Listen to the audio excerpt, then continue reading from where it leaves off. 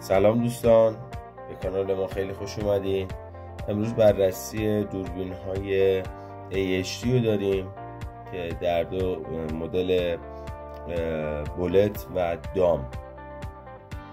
دوربینی که الان ما اینجا داریم دوربین برند هایکویژن هستش. معرفی میخواستم بکنم که این دوربین ها چه تفاوتی با هم دیگه دارن.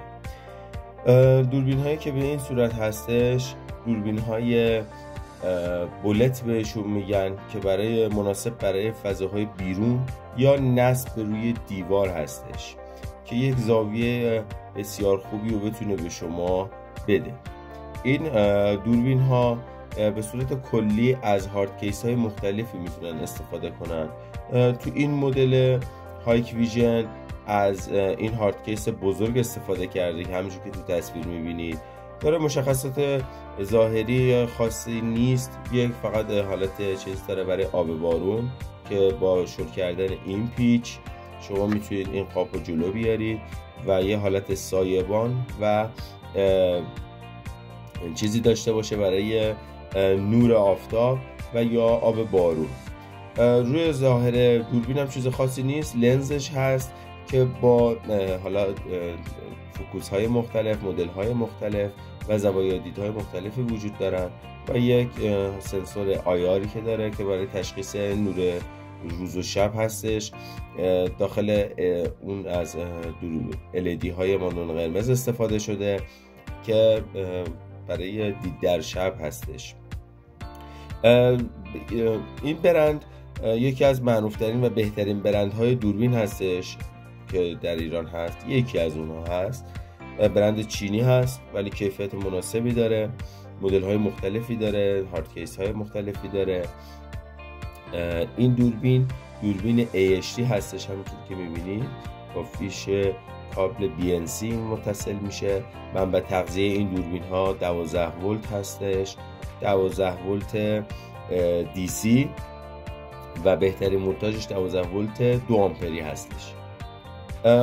راههای تنظیم کردن دوربین های دام این هستش که معمولا 2 تا پیچ دارن. این پیچ برای جابجا کردن گردن کار هستش. به این صورت ما این پیچ رو شل کنیم، شما میتونید در زوایای مختلف اینو حرکت بدید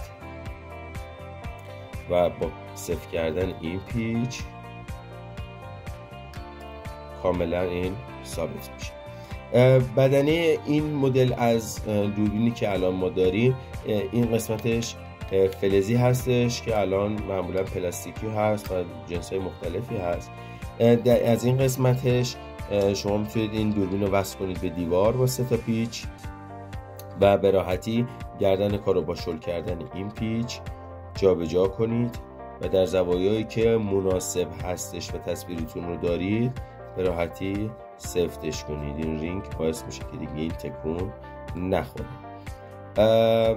یه پیچ دیگه اینجا داریم. این پیچ مناسب روتیت کردن دوربین هستش و توی زاویه خیلی خوبی بتونیم این دوربین رو تنظیم کنیم. این پیچ رو که باز میکنید شما میتونید خود گردن کار رو جابجا کنید. پایه ثابت هستش روی دیوار و شما میتونید بهترین زاویه رو برای تنظیم دوربینتون از این قسمت استفاده بکنید. حتما سعی کنید بعد از کار سفتش کنید چون ممکنه در طول مدت حرکت کنه و جابجا بشه. این مشخصات دوربین بالت بودش. یه نکته خیلی کوچیکی که داره تو این قسمت مشخصات دوربین رو می‌نویسه. مدل دوربین هستش، ولتاژی که میتونه این کار بکنه باهاش اینجا نوشته DC 12 ولت 4 وات مکسشه که معمولا با 12 ولت 2 آمپری میشه. یکی از بهترین نکاتی که میتونید شما دقت بکنید به این موضوع اینه که در این قسمت لنزی که نوشته لنز دوربین 2.8 میلیمتری هستش که یکی از واید ترین لنزهای موجود توی بازار هستش و شما میتونید به بهترین زاویه دید بتونید با این دوربین تصویر بگیرید. برای متصل کردن این دوربین ها حتما باید دستگاه DVR یا XVR داشته باشید. این مشخصات ظاهریش، هارد کیسش هستش. در ادامه میخوایم براتون دوربین دامو معرفی بکنیم که این هم برند هایکویژن هستش. مشخصات ظاهری دوربین دام میگم اینها از هارد کیس های مختلفی استفاده میکنن، کوچکتر، بزرگتر و حالا مثلا با کیفیت فلزی بودن بدنش، پلاستیکی بودن بدنش، اینها همه توی قیمت و توی مدل دوربین تاثیر میذاره.